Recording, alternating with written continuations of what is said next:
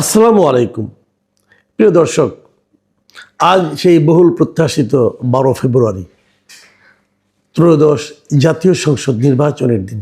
আমি খুব ভোরে এই রেকর্ডটা করছি, খুব ভোরে করছি এই কারণে আর কিছুক্ষণ পরে আমি আসলে বেরিয়ে যাব।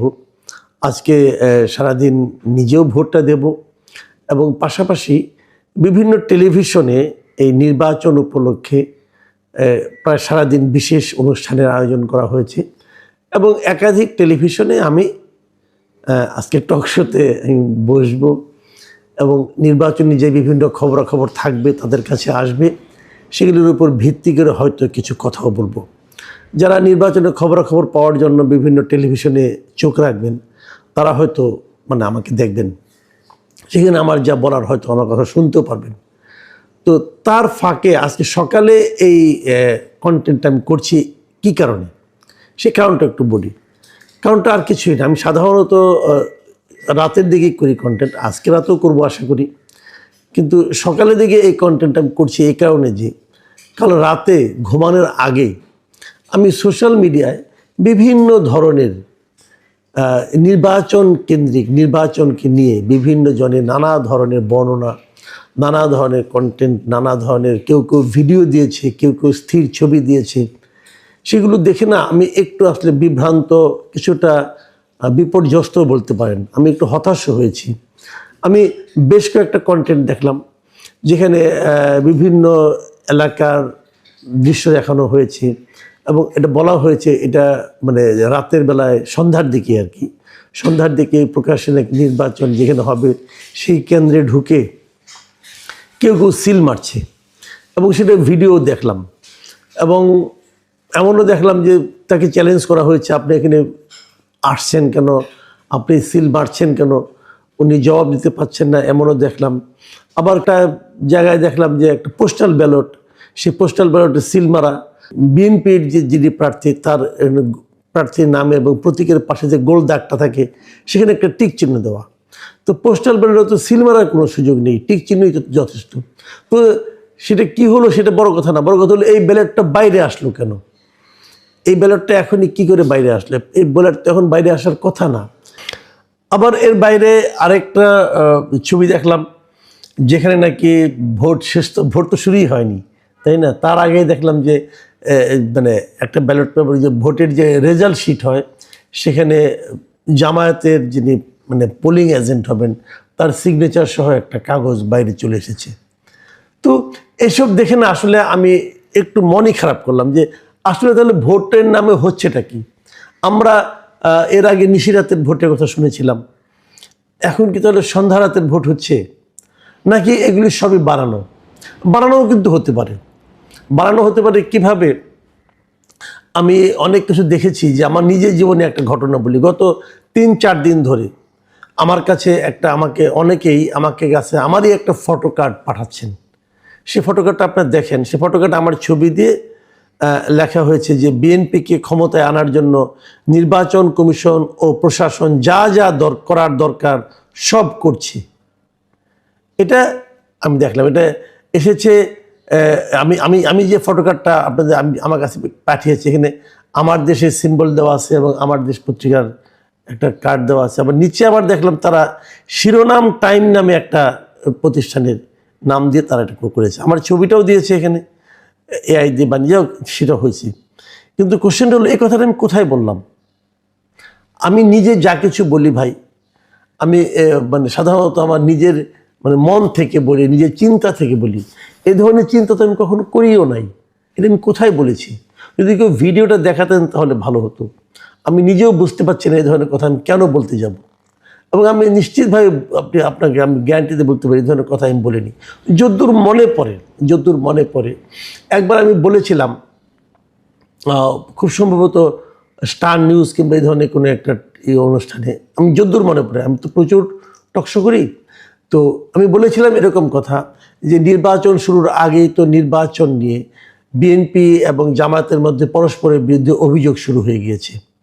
বিএনপি অভিযোগ করছে যে জামায়াতের প্রশাসনের বিভিন্ন জায়গায় জামাতের লোক বসানো হয়েছে, এবং জামাত অভিযোগ করছে প্রশাসনের বিভিন্ন জায়গায় বিএনপির লোক বসানো হয়েছে। এবং তারা অভিযোগ করেছে যে এরকম প্রশাসন এবং নির্বাচন কমিশন তারা মানে জামাতের অভিযোগ করেছে যে বিএনপিকে জেতানোর জন্য যে কোনো কিছু করতে পারে। এই ধরনের কথা আমি বলেছিলাম বলে মনে করে, কিন্তু এটা তো ওদের অভিযোগ। অন্য একটা দল অভিযোগ করেছে একটা দলের এটা করতে পারে, একটা দলের জন্য এটা প্রশাসন করতে পারে। তো সেই অভিযোগটাকে আপনি যদি আমার কথা বলে চালাই দেন, তো অন্য একজনের অভিযোগকে, তাহলে লোকে তো ভুল বুঝবে। আমি কেন বলেছি, আমি তো নিজেই অবাক যে এই কথা তো বলার কোনো কারণই নাই, কারণ আমি এরকম চিন্তাও করি না। আর যদি ধরা যাক চিন্তাও করি, তো আমি তো ভাই সাংবাদিকতা করেছি অনেকদিন, আমি তো মিনিমাম সেন্সটুকু আমার আছে যে এটুকু বললে কি এটাকে বলা যায় এভাবে কোনো তথ্য প্রমাণ ছাড়া হচ্ছে। এখন আমার সন্দেহ, আমি যতগুলি বিভিন্ন সোশ্যাল মিডিয়ায় দেখছি, এগুলো কি আসলেই ঘটছে নাকি এআই দিয়ে বানানো? তো এটা নিয়েও কিন্তু একটা সন্দেহ আছে। আমরা আগেও বলেছিলাম যে এবারে নির্বাচনে কিন্তু এই ধরনের ফেক কন্টেন্ট দিয়ে সোশ্যাল মিডিয়ায় বেশ একটা বিব্রতকর পরিস্থিতি তৈরি করতে পারে।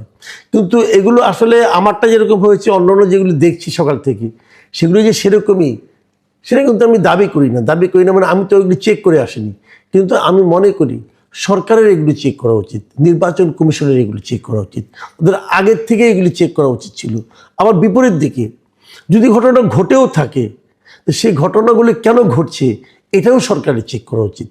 আমি যে ভিডিওগুলো দেখলাম, একটা দেখলাম যে ঢাকা বিশ্ববিদ্যালয়ের, আরেকটা দেখলাম যে ঢাকা 5 আসনের, আমরা তো এগুলি দেখলাম, এবং আরেকটা দেখলাম পিরোজপুরের একটা আসনের, এবং এগুলি ফেসবুকে অ্যাভেলেবল পাওয়া যাচ্ছে। তো এগুলো কেন চলতে দেওয়া হচ্ছে, এই জায়গাটা আমার কাছে ক্লিয়ার। এগুলি কিন্তু নির্বাচনের, একটা সুষ্ঠু নির্বাচনের যে পরিস্থিতি, যে বাস্তবতা, তাকে কিন্তু বাধাগ্রস্ত করে এবং নির্বাচনের মানুষের মধ্যে সন্দেহ তৈরি হবে। ডক্টর ইউনূস বলেছিলেন যে ইতিহাসে শ্রেষ্ঠ নির্বাচন দিবেন। এটাই কি শ্রেষ্ঠ নির্বাচনের নমুনা? এটা তো থামাতে হবে, না হলে আমরা তো পৃথিবীর মানুষের কাছে তো হাস্যকর জাতিতে পরিণত হব। এরই মধ্যে অনেক অঘটন কিন্তু ঘটে গেছে। নির্বাচনের প্রচারণা বলা হচ্ছে যে 48 ঘন্টা আগে থেকে বন্ধ হবে, কিন্তু আমরা গত রাতেও দেখলাম এই যে পিনাকি ভট্টাচার্য নামে এক ভদ্রলোক, তিনি যা নাটক শুরু করেছেন, আমার মনে হয় তিনি প্রতি ঘন্টায় না, প্রতি মিনিটে বিভিন্ন রকম পোস্ট দিচ্ছেন, এবং সমস্ত পোস্ট বিএনপির বিরুদ্ধে বিষোদগার, তারেক রহমানের বিরুদ্ধে বিষোদগার, এবং জামাতকে ভোট দিতে হবে, জামাতকে ভোট দেওয়ার জন্য তার প্ররোচনা। শেষে দেখলাম যে বাড়তে একটা পর্যায়ে যে উনি কান্না করছেন। একটা বয়স্ক লোক, মানে এটা কি পাগল না মাথা খারাপ, ভাই কিছু তো বুঝি না। সে আজাদি, ইনকিলাব কি যেন বলে পাগলের মতো, জামাতের পক্ষে প্রচার করছে। জামাত কি এটা বোঝে না যে এই লোকটা প্রকারান্তরে জামাতের ক্ষতি করছে? জামাত তো তাদের পেয়ারও চেঞ্জ করা উচিত ছিল। তো এগুলো চলছে এই দেশে, এবং আমরা এগুলো দেখছি, এবং এর ফল কি হবে? আলটিমেটলি নির্বাচন একটা হয়ে যাবে, এবং সেই নির্বাচনে যেই জিতুক, ধরা যাক কথার কথা যে জামাতের বিজয়ের জন্য পিনাকি ভট্টাচার্য এরকম জান প্রাণ দিয়ে লড়ছে, যদি জামাত জিতে যায়, তাহলে এই সমস্ত যে আপনার এই যে অনিয়মগুলো, এগুলোর ভার কি জামাতকে বহন করতে হবে না? আমি তো জামাত থেকে সেন্সিবল পার্টি মনে করেছিলাম। আর বিএনপির কিন্তু অনেকের বিরুদ্ধে নানা ধরনের অভিযোগ দেখা শুরু করলাম। গাজীপুরে 2 আসনে দেখলাম কি হচ্ছে, সবাইকে বলছে আপনারা সবাই চলে আসেন। তো এই নির্বাচন নিয়ে তো আমি খুবই আশাবাদী ছিলাম যে অন্ততপক্ষে নির্বাচনটা ভালো হবে। কি হবে জানি না, আমি হয়তো বেরোচ্ছি, হয়তো আমি দুপুরের দিকে ফিরে হয়তো আরেকটা কন্টেন্ট করব। প্রিয় দর্শক, আপনারা ভালো থাকবেন, সতর্ক থাকবেন, ভোটটা ঠিকমতো দেবেন, এবং ভোটে কোনো অনিয়ম দেখলে আপনারাও এরকম আপনার মোবাইল দিয়ে ধারণ করে ফেলুন এবং ফেসবুকে আপ করে দিন। প্রকৃত সত্যটা থেকে কিন্তু যারা প্রশাসনে আছেন, নির্বাচন কমিশনে আছেন, তাদের পক্ষেও সহজ হবে যে প্রকৃত তথ্যটা উদ্ঘাটন করা এবং সেই অনুযায়ী ব্যবস্থা নেওয়া। আল্লাহ হাফিজ।